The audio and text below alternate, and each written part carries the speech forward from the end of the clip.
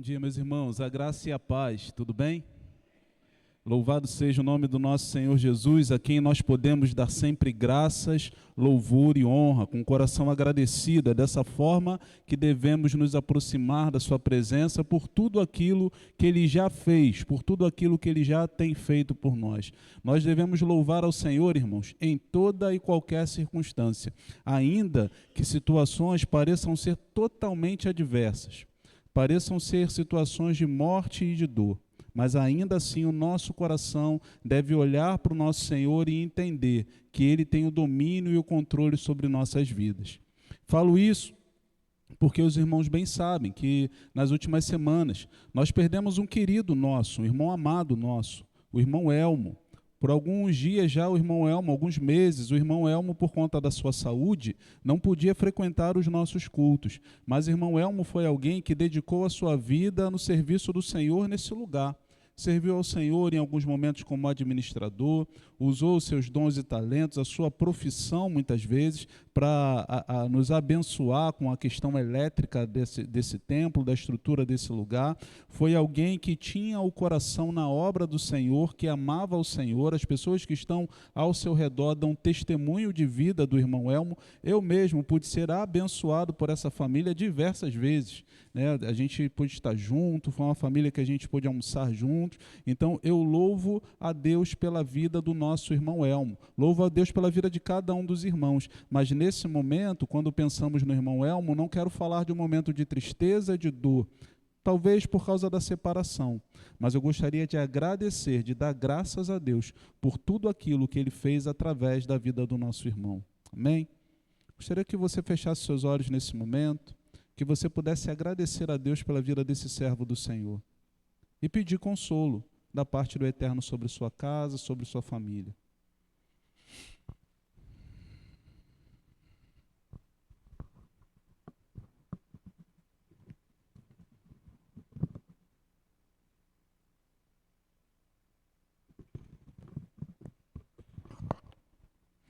Amém, irmãos. Louvado seja o nome do nosso Deus.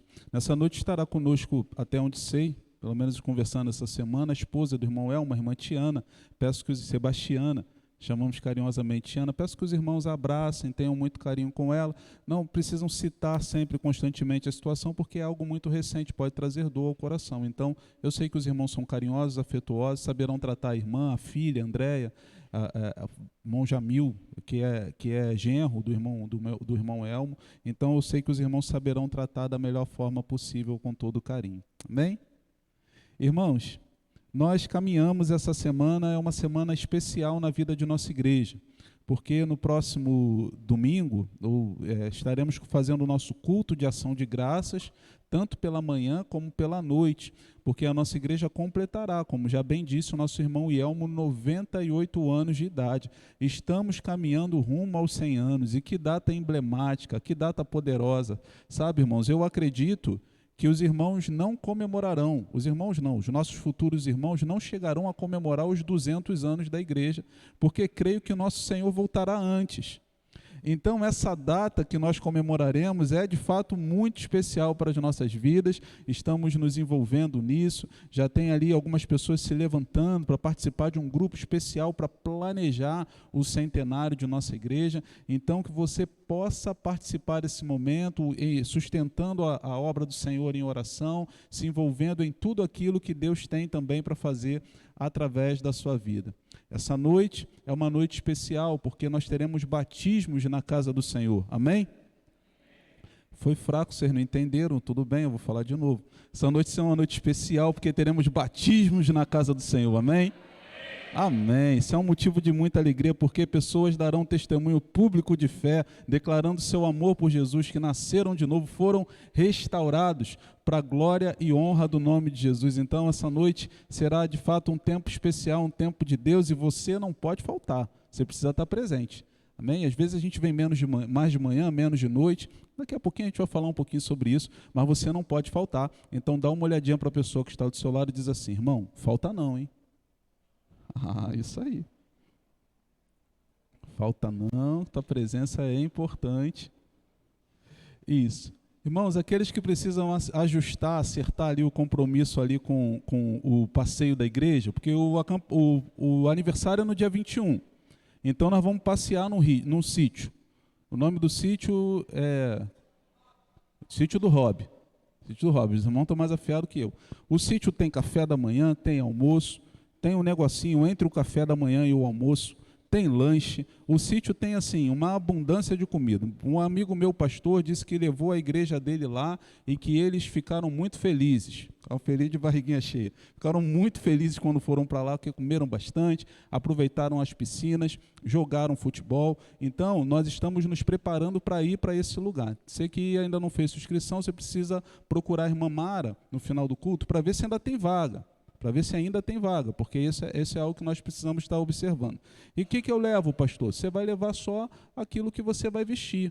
Você vai vestir, eu acho que é isso, né? Uma toalhinha, aquilo que você vai vestir, de repente, ali, se tomar um banho ali no final do dia, a sua chuteira, seu tênis, ali, de jogar bola, levar as crianças. E a roupa da piscina, pastor? É a roupa decente, roupa de crente. Não precisava nem eu falar, eu só vou falar por desencargo de consciência. Mas é roupa de crente, os homens de bermuda, as mulheres com aquele...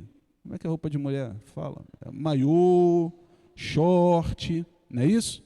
É roupa de crente, é tranquilo. E o pessoal que joga futebol? Vai preparado para não arrumar confusão. Que o futebol de crente, tem gente que diz que é melhor jogar futebol no mundo do que na igreja. Tinha um irmão que ele proibiu os cristãos de orarem no campo de grama sintética que ele alugou. Proibiu. Crente proibiu? Proibiu. Por quê? Porque eles oravam e depois arrumavam confusão. Então, se era para arrumar confusão, não orava. E aí eles começaram a jogar bola sem orar. Não tinham que ter arrumado confusão, tinham que ter orado, mas arrumavam a confusão. Mas isso, graças a Deus, não acontece em Marechal, amém? Amém, ó, viu? Bem poderoso, glória a Deus. Vamos juntos, meus irmãos, louvado seja o nome de Jesus. Ok, agora você, por favor, abra sua Bíblia no Salmo 42. Salmo 42.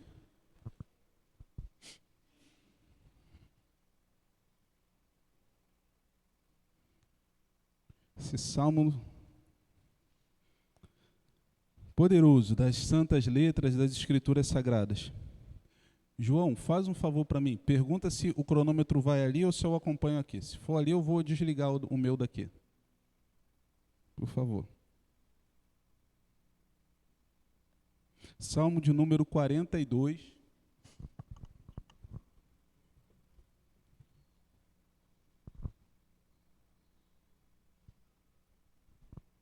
Nós vamos ler o salmo todo, tá? Você que achou, diga amém. Assim nos diz a palavra do Senhor. Assim como a corça suspira pelas correntes das águas, assim por ti, ó Deus, suspira a minha alma. A minha alma tem sede de Deus, do Deus vivo. Quando irei e me apresentarei diante da face de Deus? As minhas lágrimas têm sido o meu alimento, dia e noite, enquanto me dizem continuamente: e o seu Deus, onde está?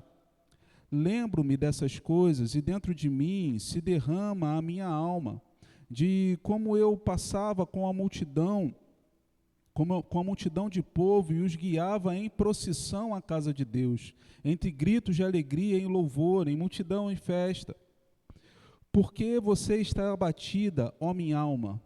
Por que se perturba dentro de mim? Espera em Deus, pois ainda o louvarei. A Ele, meu auxílio e Deus meu. Sinto abatida dentro de mim a minha alma. Lembro-me, portanto, de ti, nas terras do Jordão, no Hermon e no Monte Mizar. Um abismo chama outro abismo. Ao ruído das tuas cachoeiras, todas as tuas ondas e vargas passaram sobre mim. Contudo, ó Senhor, durante o dia me concede a sua misericórdia, e de noite está comigo o seu cântico, uma oração ao Deus da minha vida. Pergunto a Deus, minha rocha, por que te esqueceste de mim? Por que hei de andar eu lamentando sobre a opressão dos meus inimigos? Os meus ossos se esmigalham, quando os meus adversários me insultam, perguntando sem parar: e o seu Deus, onde está? Porque você está abatida, ó minha alma, porque se perturba dentro de mim. Espera em Deus, pois ainda o louvarei, ou louvarei a Ele, meu auxílio e Deus meu. Até aqui, palavra de Deus. Vamos orar. Baixe sua cabeça, feche seus olhos. Senhor, nós te agradecemos pela oportunidade, privilégio sem par, de lermos a Tua palavra e com liberdade, Pai, no nosso país, no nosso bairro, na nossa cidade, nos reunirmos em nome de Jesus, para meditarmos nas santas letras, nos ensinamentos que o Senhor tem de forma tão profunda trazido aos nossos corações, ó Deus. E eu sei que é desejo do Teu Espírito aplicá-los em nossa vida. Então, Pai, pela Tua graça e misericórdia, aplica, Senhor, por favor, fala aos nossos corações, por favor, derrama a Tua vontade e Teu querer sobre nós. Pedimos humildemente, em nome de Jesus. Amém. Irmãos, esse salmo é um salmo profundo. E quando nós olhamos para a Bíblia Sagrada e pensamos em salmos, um nome vem logo à nossa mente, que é o nome do rei Davi. Sim, Davi, ele escreveu muitos salmos. Davi foi alguém que viveu na presença do Senhor, que tinha intimidade, relacionamento com o Eterno, e por isso, como tinha um dom, tinha um talento, era um músico, um poeta, então ele escreveu muita coisa. Mas esse salmo, especificamente, não é um salmo de Davi. Esse salmo ele tem algumas particularidades. Quando você lê esse salmo, você vai percebendo que existe uma certa tensão acontecendo do início até o final. O salmista, ele diz que ele sabe que está cercado, ele sabe que está no momento de dificuldade, no momento de dor, então ele se volta, ele usa estratégia espiritual, pensando nas coisas boas que Deus já fez no passado. Aquilo parece que num dado momento, ou até certa circunstância, traz uma paz ao seu coração, mas ele volta para o momento de crise, volta para o momento de dor, então ele se volta de novo a orar para o Senhor. Isso tudo está no mesmo período, está no mesmo capítulo, dentro do mesmo salmo, até que ele vai se encontrar no final com a presença do Senhor. Ele vai dizer, definitivamente é o Senhor que é conosco, é o Senhor que cuida das nossas vidas, eu preciso confiar no Senhor. Então, esse salmo não é apenas um salmo que se resolve rápido. Ele não é aquela série de 6 capítulos, não é um filme de 1 hora, ele não é algo que você compra ali, você vai lá no fast food, você comprou e você resolveu. Não, ele não é isso. Ele é algo que, na verdade, parece mais com a nossa vida, porque ele tem a ver com uma jornada, ele tem a ver com uma caminhada um pouco mais longa. Quando nós estamos bem com Deus e a gente está bem com a vida e está tudo bem dentro de nós, mas isso não é uma garantia de que no dia seguinte as coisas estarão da mesma forma, porque nós somos alguém nós somos pessoas que são afetadas constantemente pelo contexto daquilo que está à volta. A violência nos afeta, as notícias boas nos afetam, as notícias ruins nos afetam, e isso tudo vai mexendo com a nossa mente e alterando a forma como nós nos posicionamos diante da vida. Então o salmista é alguém que vive isso com muita clareza, que vive isso e ele percebe isso, então ele começa a escrever, ele começa a falar com o Senhor sobre isso. Certa vez, conversando com os irmãos, eu pude observar, é claro que os irmãos já sabiam desse detalhe, de que os textos, os capítulos que encontramos na Bíblia Sagrada, na verdade, eles não foram escritos por seus autores. Eles foram colocados ali, naqueles momentos, aqueles subtítulos, sabe? Subtítulo que fica na Bíblia, eles não foram colocados pelos seus autores originais. Eles foram colocados por quem fez as divisões. A Bíblia não foi escrita em capítulos e versículos, era um texto inteiro. Se você pega pergaminhos antigos, é difícil até separar, não tem vírgula. Por isso, os tradutores, aqueles que interpretam, tiveram tanto trabalho para entregar esse livro nas nossas mãos hoje da forma como ele é. Como nós o temos nos nossos dias. Então, os textos sagrados, eles não vêm com aqueles títulos. Esses títulos foram colocados apenas para facilitar. Porém, o livro de Salmos tem algo diferente, porque ele sempre tem um pequeno cabeçalho. Aquele cabeçalho é fidedigno. Aquele cabeçalho foi escrito pelos seus autores. Isso quer dizer que quando nós encontramos aqui no cabeçalho desse salmo, eu li hoje com vocês a versão nova, Almeida atualizada, ele diz assim, ao mestre de cântico, o de canto, salmo didático dos filhos de Corá. Isso quer dizer que o texto está dando o endereço, está dizendo quem fez esse salmo, quem escreveu, foram homens chamados filhos de Corá. Quem eram esses homens? Esses homens, filhos de Corá, eram descendentes da tribo de Levi, levitas, aqueles que eram envolvidos na adoração, aqueles que, como se os irmãos estiveram aqui domingo à noite, na semana passada, vão lembrar, eram aqueles que eram responsáveis para levar o povo sacerdotal, que era Israel, a ter um relacionamento com Deus. Então, os levitas eram aqueles que lembravam ao povo da lei, que lembravam do povo os sacrifícios, que orientavam o povo, que ensinavam a lei do Senhor, a Torá, o Pentateuco, para o povo de Israel. Esses eram os levitas, aqueles levitas, ou dentre essas famílias de levita havia uma família, que era a família dos filhos de Corá. Geralmente, essas pessoas trabalhavam como porteiros no templo. Era a turma da introdução daquela época. Era a turma que introduzia o pessoal no culto a Deus, no culto de adoração ao Senhor. Esses eram os filhos de Corá, e foi essa pessoa, um desses filhos de Corá, que escreveram esse salmo. Fica claro para nós, na sua leitura, de que ele não estava em Jerusalém. Ele não estava no templo. Naquela época, irmãos, quando se falava assim de presença do Senhor, eu vou buscar a sua presença, no imaginário, na mente do povo, eles apontavam para Jerusalém, para o lugar onde o templo havia sido construído, porque eles entendiam que a presença do Senhor se manifestava naquele lugar. Era aquele lugar o lugar da manifestação. Ali no templo havia a Arca da Aliança de Deus.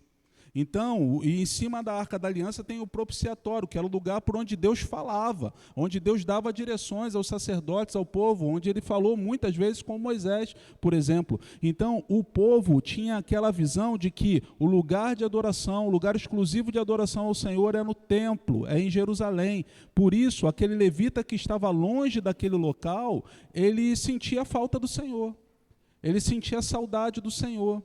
Ele era alguém que era envolvido no serviço do templo e estava afastado do templo. Então, o coração dele ansiava por Deus. É claro que aqui existe uma pequena dica, um parêntese que nós já podemos abrir. Lembra da conversa de Jesus com a mulher samaritana?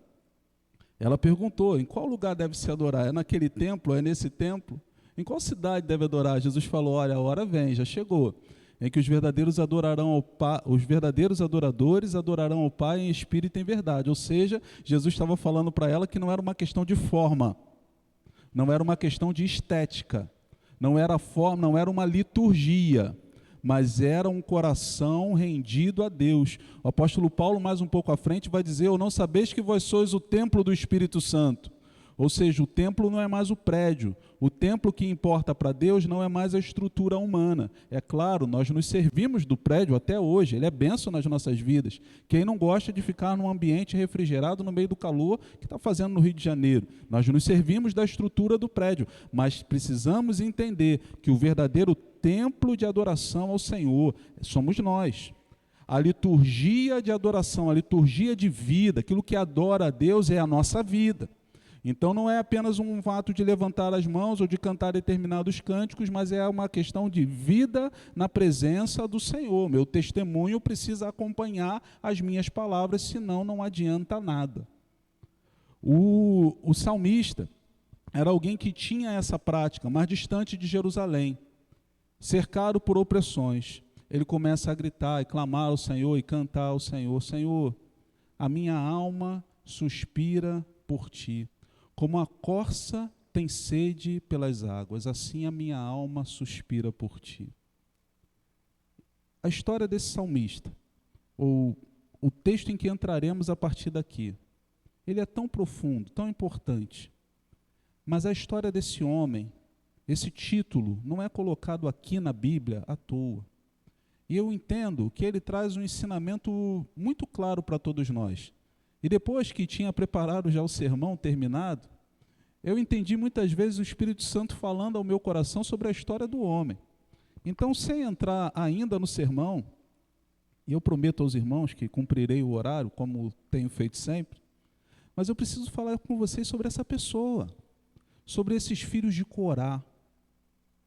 Esses homens, Corá é um nome simbólico, é um nome verdadeiro, é um nome emblemático na história do povo de Deus. Quando Israel atravessava o deserto, saindo do Egito, indo para a terra prometida, em dado momento daquela travessia, alguns homens se levantaram em rebelião contra a liderança. Eles se levantaram em rebelião contra Moisés. Você pensa que rebelião é coisa dos nossos dias? Não, naquela época já existia. Alguns homens se levantaram em rebelião contra Moisés. E um desses homens era Corá. Na verdade, ele era o principal desses nomes. Então ele chamou outros dois pessoas, Dotã e Abirão. E eles se juntaram. Eles eram levitas, mas eles queriam o sacerdócio. Eles não queriam apenas o privilégio de servir, eles queriam ser os sacerdotes, eles queriam o comando dos levitas, eles queriam o comando da religião em Israel. Só que o comando de Moisés não era um comando humano. O comando de Moisés não estava ali por vontade própria, pelo contrário. Se você ler a história do Moisés, você vai saber que o Moisés não queria estar ali. E ele tenta argumentar aquilo diversas vezes com Deus, fala: Senhor, eu não quero. Senhor, eu não quero. Irmãos, quando uma pessoa não quer fazer algo, é possível que essa seja a pessoa mais habilitada para fazer, porque essa pessoa não tem sede de poder.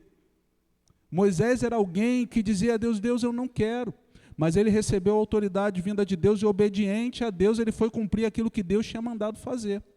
Homens se levantaram no meio do povo. Esse Corá foi um deles. Arrumou uma revolta, uma rebelião. Disse: quem é você? O quem vocês pensam? Vocês pensam que são quem para mandar no povo de Deus? Ele usou um argumento religioso. Foi maldoso. A Bíblia diz que o Senhor mandou separar. O Senhor mandou assim: olha, pega um cajado, a vara de cada um deles lá de Corá e a vara de Arão.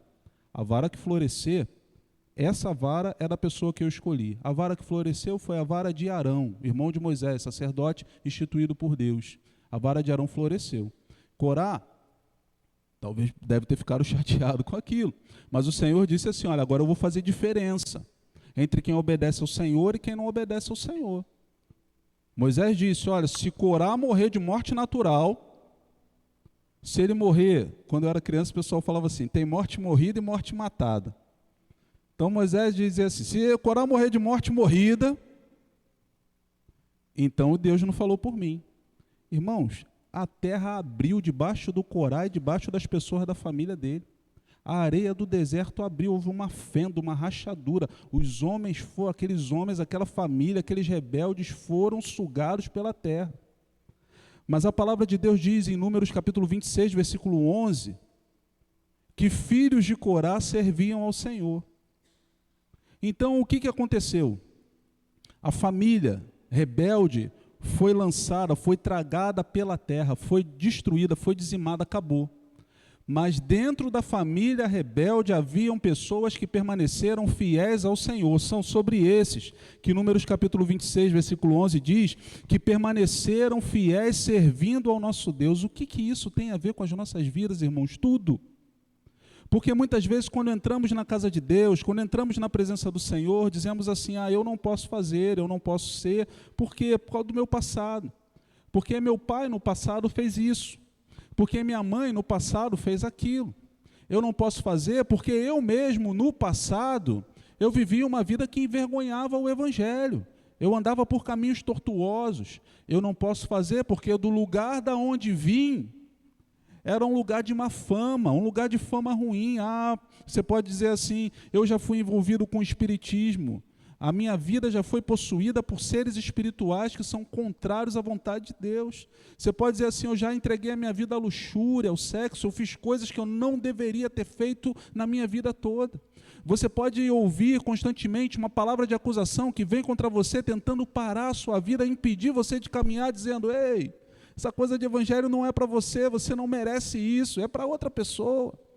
Irmãos, mas quando nós olhamos para as Escrituras Sagradas, nós olhamos para o nosso Deus, para a sua graça, para a sua bondade, para a sua misericórdia, nós vemos que o Senhor é um Deus que faz recomeços. O Senhor é um Deus que perdoa pecados mediante ao arrependimento. O Senhor é um Deus que chama pessoas, mesmo em ambientes caóticos, para andarem, viverem na vida dele. Os filhos de Corá poderiam ser um sinônimo de zombaria, um sinônimo de xingamento, uma palavra para lançar maldição no meio do povo de Deus, mas aqui na Bíblia Sagrada, os filhos de Corá são aqueles que são habilitados pelo Senhor para escreverem salmos que glorificam ao nome do Senhor. Isso quer dizer para todos nós que, independente daquilo que tenha acontecido na sua vida no passado, independente da sua tendência pecaminosa, e é bom que você reconheça que tem, porque a Bíblia diz que todos nós somos pecadores, mas independente daquilo que aconteceu com você, o Senhor é aquele que pode ressignificar a sua história, transformar a sua vida. O Senhor é aquele que acredita em você. A sua família pode ter sido uma família que trouxe destruição no arraial do povo de Israel, mas na verdade o Senhor quer que você seja filho de Corá na casa de Deus, escrevendo salmos, escrevendo louvores e ajudando o povo a glorificar ao Senhor. O contexto da vida desse homem é um contexto extremamente profundo. E por isso, ele com autoridade pode escrever para aquele povo. Ele parece estar na nascente de um mar, pelas características geográficas que ele dá. E ele fala da sede que ele tem pela presença de Deus, e de alguma forma ele está impedido de ir a Jerusalém. Ele está impedido de chegar até a presença de Deus. Talvez, possivelmente, por exércitos. A questão ali é bélica, é militar, por isso ele tinha dificuldade de passar. Talvez Israel estivesse sendo dominado por outro povo naquele momento. Mas esse ensinamento, ou o que esse homem traz para nós, é que ele ama a presença de Deus de forma tão profunda. Olha com que ele compara a presença do Senhor. Ele fala que por ela ele suspira. Dá uma suspirada profunda aí. Ó. Você acabou de respirar. Se você parar de respirar, você não vive. Mas você nem se liga nisso durante o dia. Você se respira naturalmente. Você precisa do ar. Ele compara a presença de Deus a uma água, a líquido. Irmão, você precisa beber água. Nós precisamos beber água. Nós sentimos sede da água. E você precisa beber água antes de sentir sede. Então, independente da sua idade, beba água. Aquela média de 2, 3 litros de água durante o dia é importante, tá, gente? Amém? Amém, fraquinho, tá vendo? Quando é negócio de saúde, é fraquinho. Vamos beber água, povo de Deus. Beber água é importante, amém. Ele diz que quando ele não está se alimentando da presença de Deus, a tristeza é o alimento da alma dele. Porque ele compara a presença de Deus à respiração, ele compara a presença de Deus à bebida, ele compara a presença de Deus ao alimento, porque a presença de Deus de fato é algo importantíssimo na vida daquele homem. Ele estava acostumado com esse trabalho, era a vida dele. Ele vivia conduzindo o povo para ir ao templo em adoração. Irmãos, se esse homem viesse hoje aqui, ele não ia entender nada do que está acontecendo aqui. Na verdade, se o apóstolo Paulo estivesse aqui com a gente hoje, ele não ia entender nada do que está acontecendo aqui. Porque a visão de religião, de culto, de busca a Deus deles, era diferente da nossa. Por exemplo, o povo do tempo da Bíblia tinha um templo, tinha ou não tinha? Mas eles entravam no templo? Não podia. Só podia entrar no templo sacerdote. Então eles ficavam no máximo nos átrios do templo. É como se você viesse para o culto e tivesse que ficar ali na garagem. Não podia entrar. Só quem entrava para oferecer o sacrifício era um sacerdote. O culto era oficiado por aqueles que eram instituídos por isso. Esse homem aqui diz que ele reuniu o povo em algum lugar e eles iam pela rua, ele conduzia esse povo em procissão, cantando e adorando a Deus. Foi numa procissão dessas que o rei Davi saiu dançando na frente da Arca da Aliança. Saiu dançando, pastor? Saiu, está na Bíblia. Eu acho que ele não era batista. Ele saiu dançando na frente da Arca da Aliança.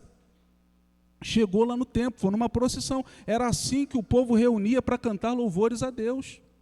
Isso acontece hoje? Não, é como se ele dissesse assim, olha, vamos marcar ali em Diodoro, todo mundo vai se reunir em Diodoro, e aí depois que chegar aquele grupo grande, a gente vai cantando, mais perto quero estar, meu Deus, de ti, que ele cresça e eu diminua, aí vinha todo mundo cantando até chegar na porta. Que culto estranho para a gente hoje, né? Mas era assim que eles cultuavam a Deus. Paulo, o apóstolo, a igreja se reunia em casas, eles não tinham prédio, não tinham essa estrutura que nós temos. Não tinha momento de louvor, momento de ofertório e um momento só de palavra. O apóstolo Paulo disse assim, olha, quando vocês se reunirem, profetizem 2 ou 3 só. 2 ou 3. O que é isso, gente? Profetizar 2 ou 3. Os outros vão lá e vão ver, vão julgar para ver se essa profecia vem do Senhor ou não. Então a pessoa está pregando, a outra está julgando e o outro vai levantar-se no meio do culto. Ô pastor, essa parte aí não veio de Deus não. Ô profeta, essa daí não veio de Deus não. O Paulo dizia que no culto deles, o pessoal falava em língua. Ele fala assim, ó, gente, ó, pode falar. O Paulo falou.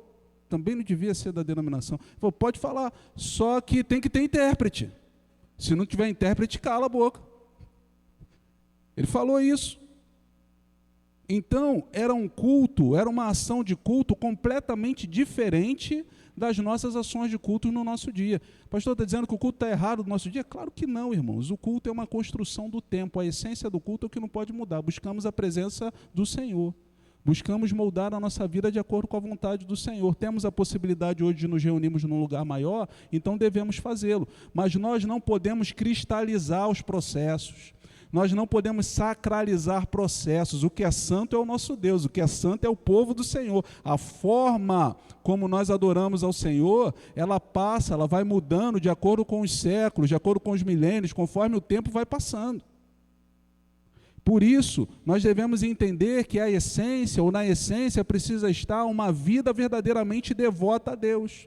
Na essência, verdadeiramente precisa estar uma vida comprometida com o Senhor. Pessoas que amem ao Senhor com todo o seu coração. Como fazemos isso? Sim, como buscamos a palavra do Senhor com amor, com alimento, como fazemos isso nos nossos dias?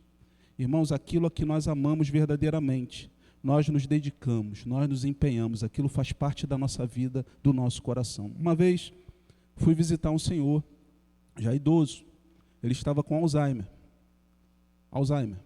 Os irmãos conhecem, é uma doença degenerativa, a pessoa vai se esquecendo. Então, enquanto a família estava fazendo algumas coisas, eu sentei ali no sofá, aquele senhor estava vendo um programa do Sport TV, não sei se os homens já viram, Sport TV, programa de futebol. E eles estavam lá, né? Talvez algumas irmãs também já tenham visto.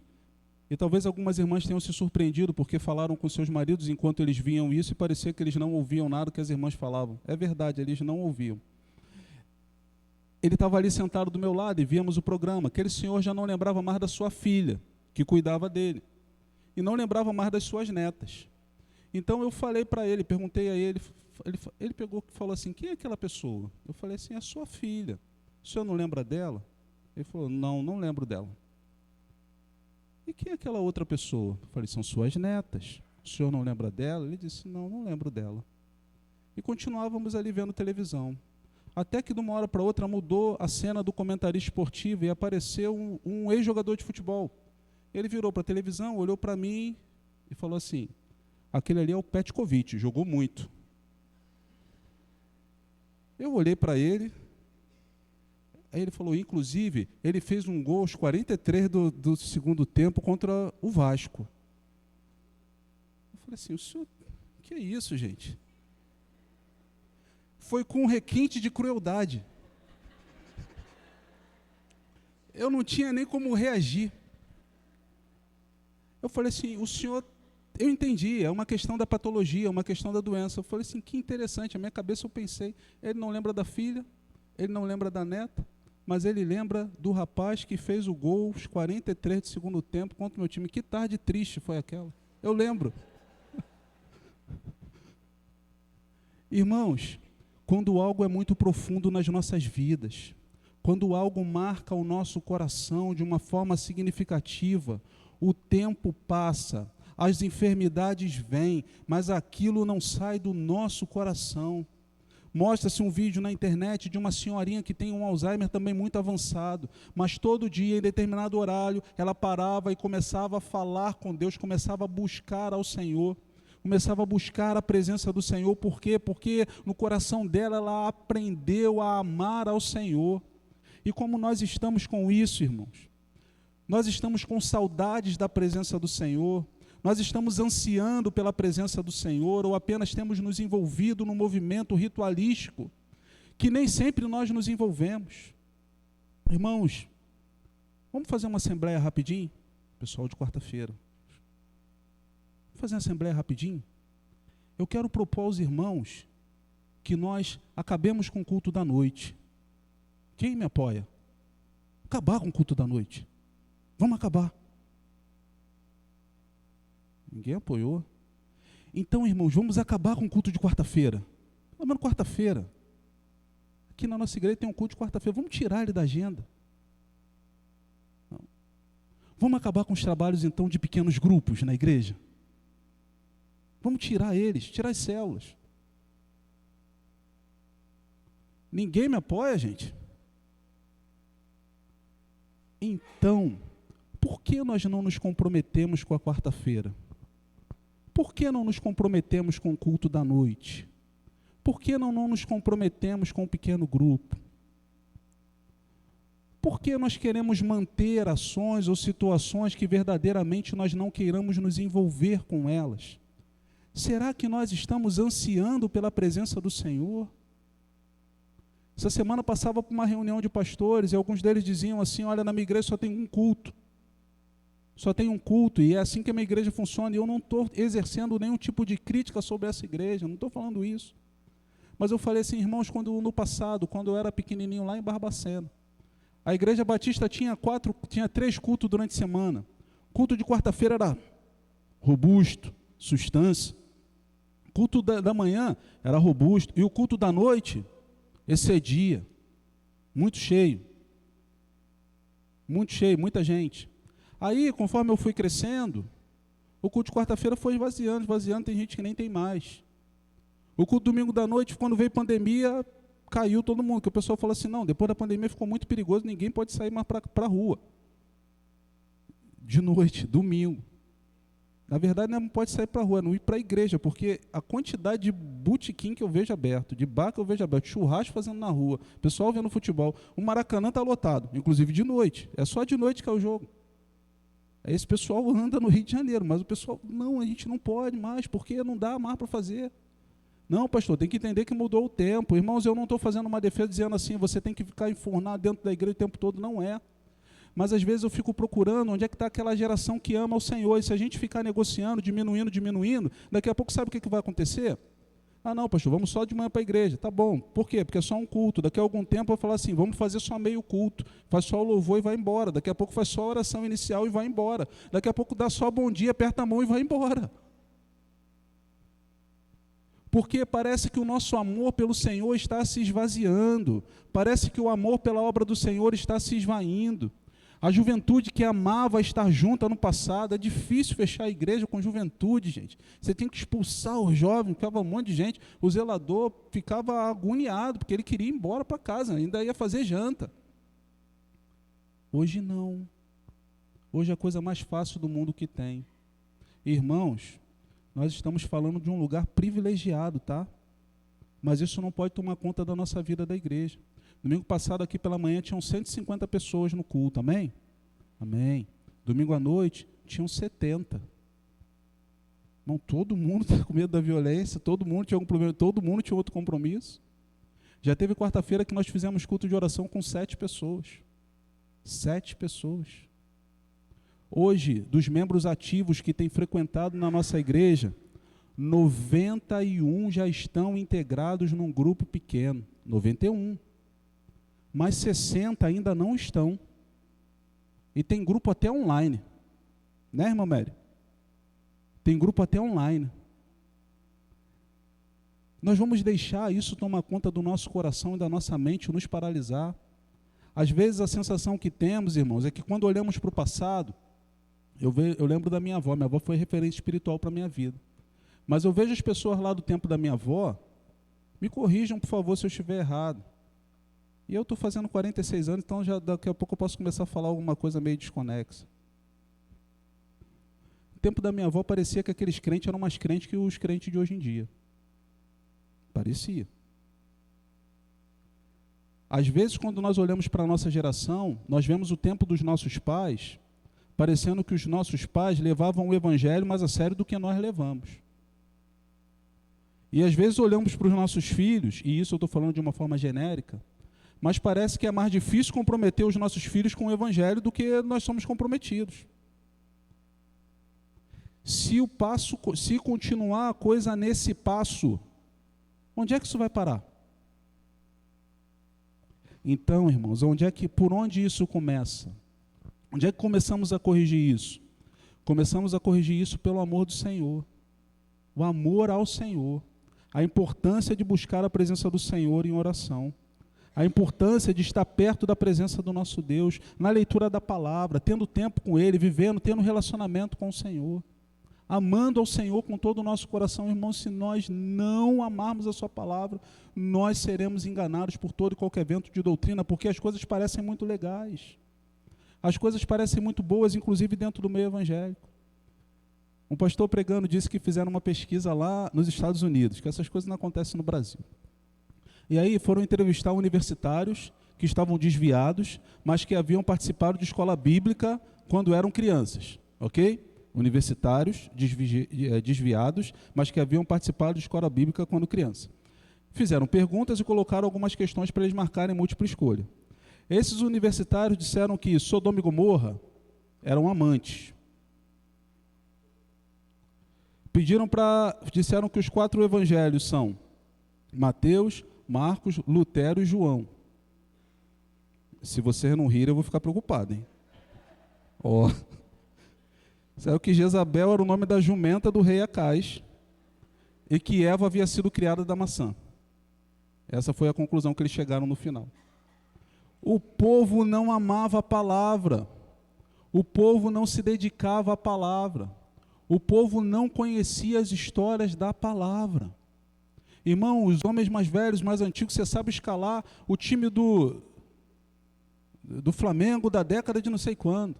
Está chegando a Copa do Mundo. Agora eu duvido que alguém consiga escalar a seleção brasileira.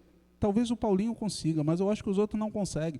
Mas você vai lembrar daquela escalação da seleção brasileira histórica.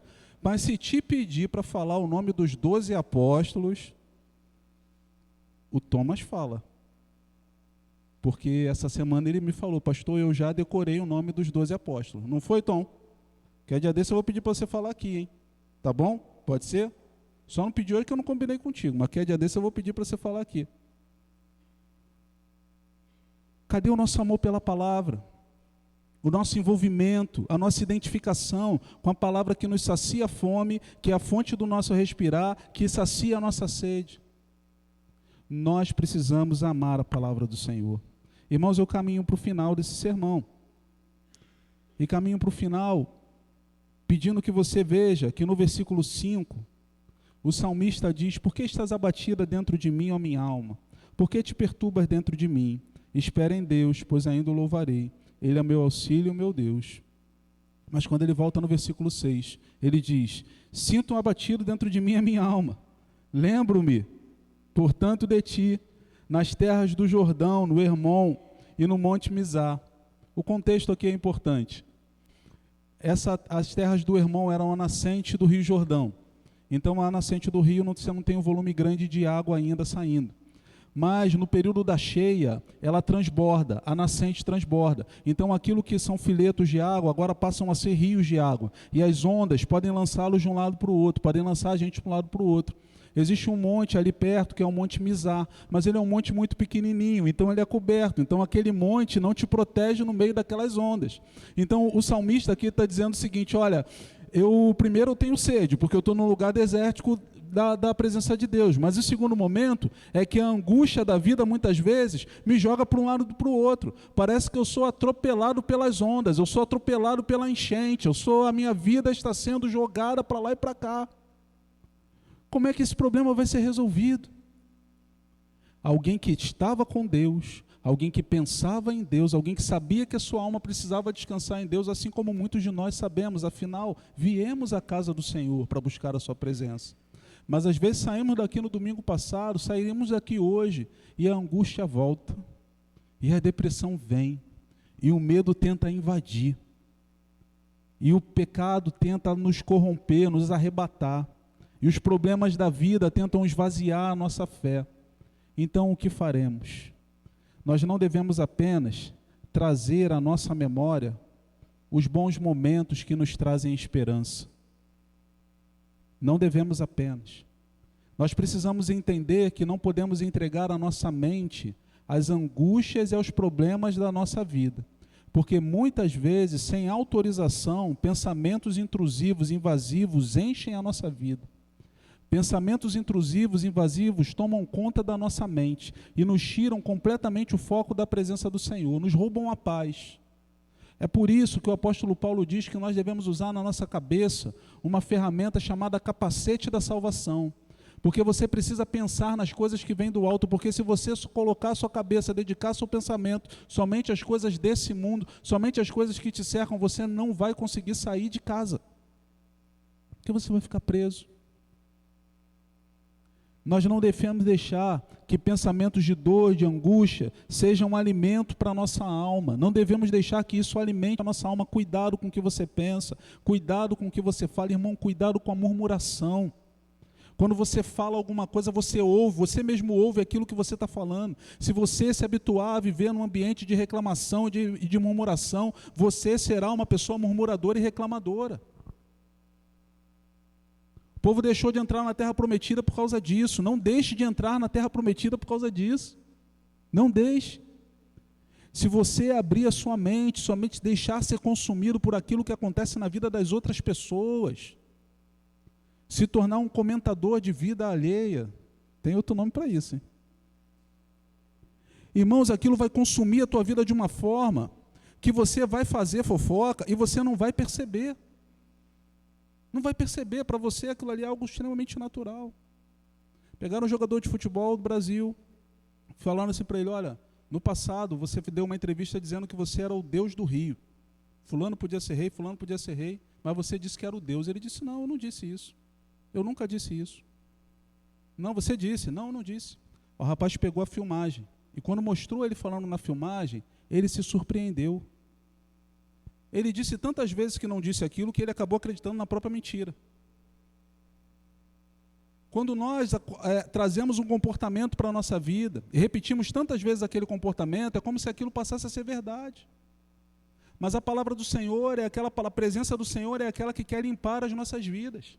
Quer purificar as nossas vidas, sabe por quê? Porque se você não purificar a sua mente, se você não purificar a sua vida, você ficará entupido.